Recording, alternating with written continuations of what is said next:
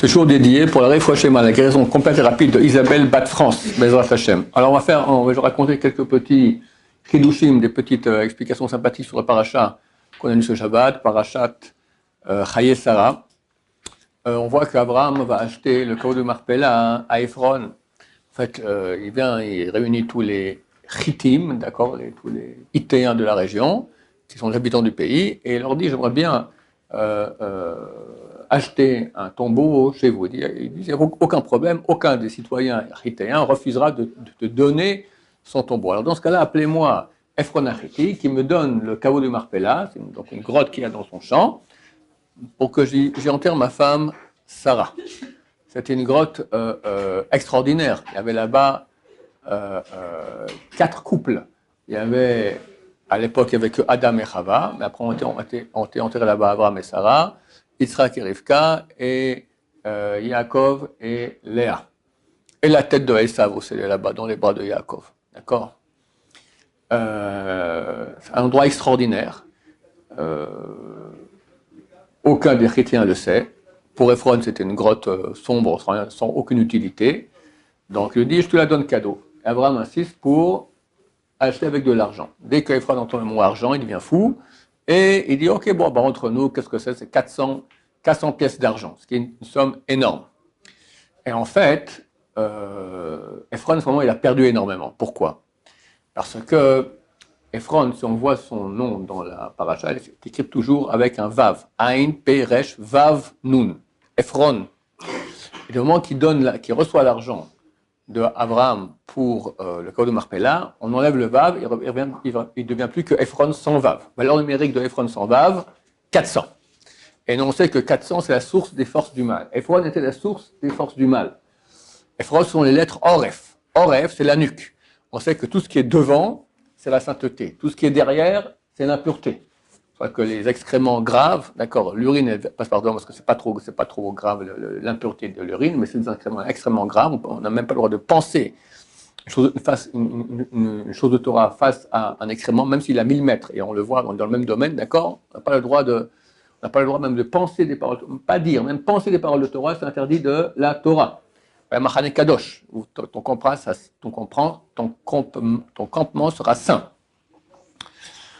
Et aussi, il faut faire attention, d'après la Kabbalah, de ne pas les mettre les mains dans le dos. Surtout pas dans la prière. J'en vois des fois des gens qui prêtent toutes leurs prières sur les mains dans le dos, pépère comme ça, d'accord ?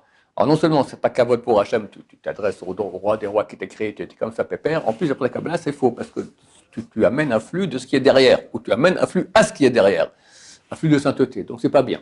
Donc dès lors, Ephron devient 400, et 400 c'est les forces du mal. Dans toute la Bible, on le voit sans cesse, en leitmotiv, d'accord ? On voit que Esav Aracha vient avec 400 hommes pour tuer Yaakov, et il regarde les femmes et les enfants de Yaakov, il fait du Aïn Hara. C'est marqué que Esav a levé les yeux, il a vu les femmes et les enfants, évidemment. Esav, c'est un Français moyen, d'accord, et il regarde les femmes. Alors, il a fait Aïn Hara. Aïn Hara, Gematria, Aïn Ra, d'accord, Gematria 400. On voit que lorsque le roi David part en guerre contre les Amalécites, il réussit à tous les tuer, sauf 400 qui fuient. Et combien partent en guerre ? Ils étaient 600, 200 restent dans le camp pour garder le camp, et 400 partent en guerre. C'est toujours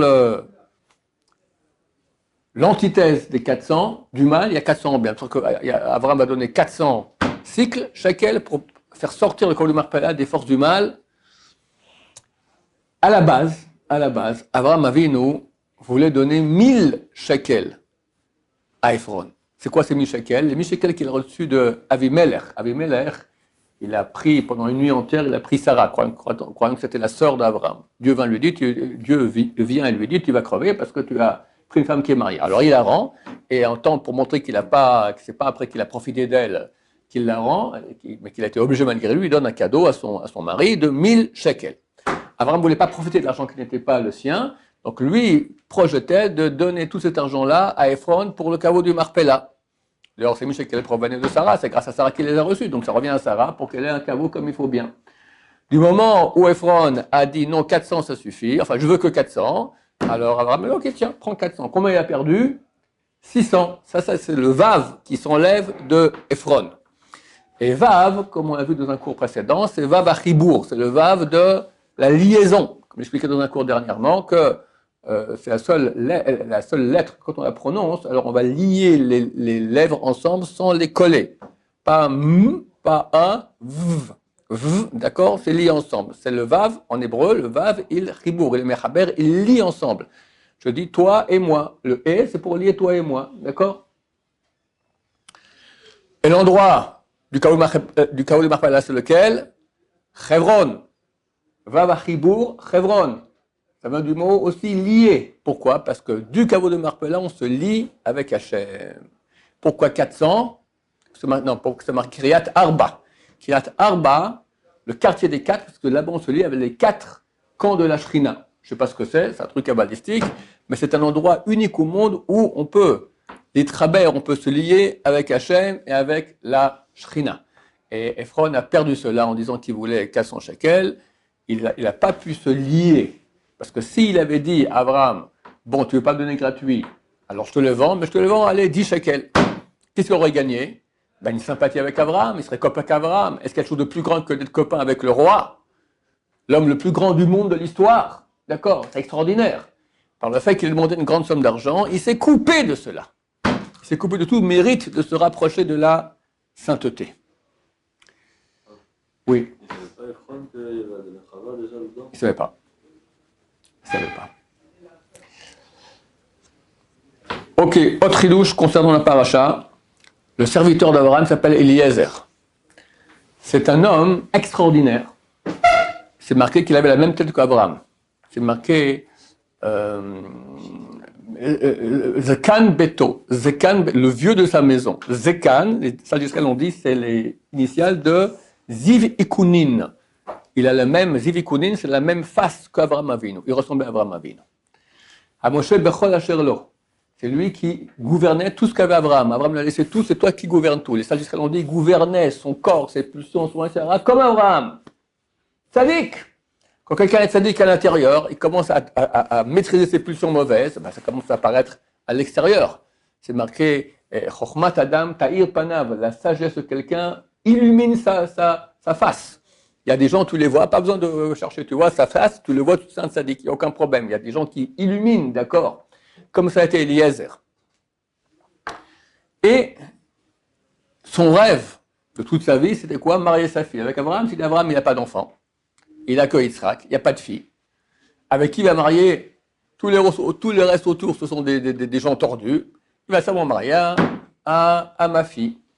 C'est pour ça qu'il va dire à Abraham, et si Yitzhak ne veut pas, si la fille là-bas, tu m'envoies maintenant au pays de ta famille, Nahor là-bas, Naharaim, c'est hanté de fleuves, d'accord, en Irak actuel, si la fille ne veut pas venir, alors qu'est-ce que je fais? Non, il a dit, et peut-être elle ne voudra pas venir, ou là, elle ne voudra pas venir. Alors, avant même si elle ne veut pas venir, alors tu es dispensé du serment que tu m'as fait de ne pas amener une fille autre qu'une de ma famille là-bas, et tu peux la marier avec quelqu'un d'ici. Lui, il voulait dire par cela, ma fille. Alors, Abraham lui a dit, non, ça ne va pas. Pourquoi? Parce que tu es maudit. Eliezer était descendant de Ham. Ham était maudit par Noach. Donc tu es maudit et moi je suis béni. Et maudit et béni, ça ne marche pas ensemble. Néanmoins, Eliezer va faire sa mission de façon extraordinaire. C'est Shem Shamaim pour son maître Abraham, le top de l'affaire. Un point tel que lorsqu'il arrive là-bas, et après qu'il y a l'épisode avec Rivka qui descend prendre l'eau et qui abreuve tous les chameaux, etc., sort le frère Lavan et il lui dit, Bo Beruch Hashem, viens, rentre à la maison, Beruch Hashem, celui qui est béni de Dieu. Eliezer a vu qu'un ange est venu, a fait entrer dans la bouche de Lavan. C'est qui Lavan? C'est un pauvre type, d'accord? Un ange est venu, a mis dans sa bouche, tu es béni de Dieu. Tu passes de ton, après ce que tu as fait maintenant, tu passes de ton statut, tu as fait tellement bien cette mission d'aller chercher une femme pour Yitzhak, le fils de ton maître, tu passes du statut de maudit au statut de béni. C'est pour cela que lorsqu'il va raconter l'histoire à la famille de Rivka, que son maître Abraham lui a fait jurer qu'il ne prendrait pas une femme de la région, et que, mais au contraire de l'Irak, de sa famille, et que Eliezer lui a dit, et si elle ne veut pas, alors peut-être elle ne voudra pas, Alors il dit le mot Oulaï, qui veut dire peut-être elle ne voudra pas. Quand il y a eu l'histoire en vrai qu'Abraham a demandé à Eliezer, c'est marqué Oulaï en 4 lettres. Aleph, Vav, Lamed, Yud. On lit Oulaï. Là, c'est marqué Oulaï, mais sans le Vav. On peut lire Elaï, vers moi. Pourquoi ça a changé? Parce qu'il a compris que maintenant il était béni et son rêve pouvait devenir réel si Rivka refusait ou la famille refusait de venir. Ils ont accepté, Baruch Hashem. C'est très bizarre, ils ont accepté, puis après ils ont refusé. Après, le lendemain, ils disent oh, peut-être elle va rester ici 10 mois, 1 an, qu'est-ce qui s'est passé? Il est venu là-bas avec 10 chameaux pleins, d'abord avec un shtar, un contrat, comme quoi Abraham donnait tout à son fils, donc à la femme de son fils, toute la richesse d'Abraham qui était énorme, et il voit des chameaux chargés d'or, d'argent, etc., etc. C'est marqué qu'il a donné, lorsqu'ils ont accepté, il a donné tout l'argent, tout l'or, tous les bijoux à Rivka, et à Lavan et à sa mère. Bethuel a été tué en attendant parce qu'il voulait empêcher un ange venu et l'a tué. Il y en a qui disent que c'est eux-mêmes qui ont voulu tuer Eliezer. Alors ils ont mis une assiette empoisonnée, un ange est venu, hop, il a changé les assiettes et c'est le Bethuel le père qui l'a mangé, il est mort ainsi. Mais il leur a donné quoi comme cadeau? Migdanot. Migdanot, c'est des fruits d'Israël, des oranges Jaffa, d'accord. Eux s'attendaient à recevoir une bonne partie du cadeau. Plein d'argent, plein d'or. Allez, on donne notre fille, terminé. Ils ont reçu que des tomates d'Israël et des oranges. Alors, le lendemain, ils ont dit bon, peut-être elle va rester ici 1 an, on a le temps encore d'arranger les choses. Elle a dit non, j'y vais quand même. Au début, lorsque Eliezer raconte cette histoire-là, alors il attend la réponse de Bethuel. C'est marqué que Lavan et Bethuel ont répondu. Rachi écrit sur place que Lavan était un rachat. Qu'est-ce que tu réponds avant ton père? On doit être Bethuel le père et le fils ont répondu. Même le fils, il n'a rien à répondre, c'est le père. C'est marqué le fils et le père ont répondu. Comment tu réponds avant ton père? Rachat, t'es un mécréant. Le Ktav Sofer écrit un chidouche très sympathique. Il dit, c'est écrit dans la Gemara, que si tu veux te marier avec quelqu'un, vérifie comment est son frère. Tu te maries avec une fille, il faut regarder son frère. En fonction du frère, comme ça sera la fille. Lavan savait cela. Et lui, il ne voulait pas que Rivka se marie. C'est le camp du mal, Lavan. Il sait très bien que si Rivka part, elle va aller dans le camp du bien. Il voulait empêcher. Alors, qu'est-ce qu'il a fait? Il a joué le mécréant. Il a répondu en premier avant son père. Comme ça, Eliezer va dire, si je vérifie maintenant le frère de la Kala, c'est un nul, d'accord? Il répond comme ça avant son père, c'est un rachat, il ne faut pas prendre cette fille-là. Il a fait ça exprès pour déjouer l'affaire. Mais Baruch Hashem, vu que le miracle qui a eu lieu, qu'au moment même où Eliezer finit de faire sa prière, Rivka elle sort et se réalise tout ce qu'il avait demandé, donc il savait que c'était un jeu, et non moins, il a pris Rivka. C'est écrit que sur la route, ils ont eu que sur cette derech. Lui, Eliezer, et les 10 chameaux, et tous les serviteurs qui venaient avec lui, ils sont partis le même jour de chez Abraham, ils ont atterri le même jour en Irak. Cette derech, qu'on appelle ça, c'est le saut du nom. D'accord, on rappelle un nom et on se retrouve autre part.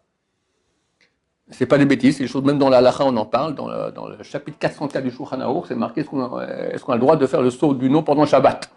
Je vais aller à Paris maintenant. Alors, il y a un nom qu'il faut rappeler un nom d'Hachem. Je vous dis comment on fait ça?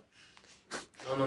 Ça ressemble à Harry Potter, d'accord? Dans la Kabbalah, c'est écrit, on prend un bambou qui fait 2 mètres, on prend un certain nombre de dieux que je ne connais pas, qu'on écrit sur un parchemin, on l'entoure, on met dans le bambou, on se met à califourchon comme ça, et on décolle. C'est pour ça que dans Harry Potter que je n'ai pas vu, mais on m'a raconté, d'accord, tous sont en train de voler sur des et c'est ça, toute dans la culture française occidentale, d'accord, les sorciers volent sur des balais.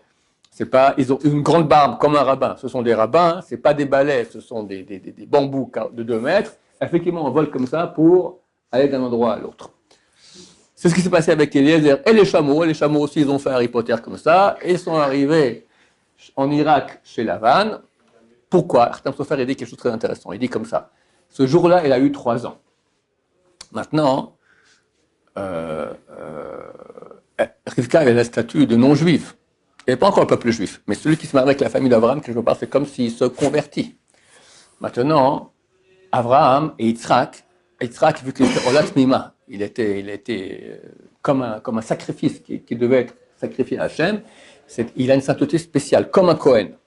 Un Kohen ne peut pas se marier avec une convertie, c'est interdit. Il y a un dans la Gemara, Rabbi Shimon Bar Yochai, qui dit que si elle s'est convertie avant l'âge de 3 ans, alors ça va. C'est dès l'âge de 3 ans, elle se convertit, c'est trop tard, elle peut se marier avec un Cohen. Mais si elle s'est convertie avant l'âge de 3 ans, elle peut se marier avec un Cohen. Non, mais son fils Yitzhak avait une Kudusha comme un Cohen, vu il devait être sacrifié. Pour ça qu'ils ont sauté avec le saut du nom pour arriver à temps le 3e jour, parce que si ça passait le jour des 3 ans, c'était fichu, elle ne pouvait plus se marier avec Yitzhak. Baruch Adonai, l'olam, amen, amen.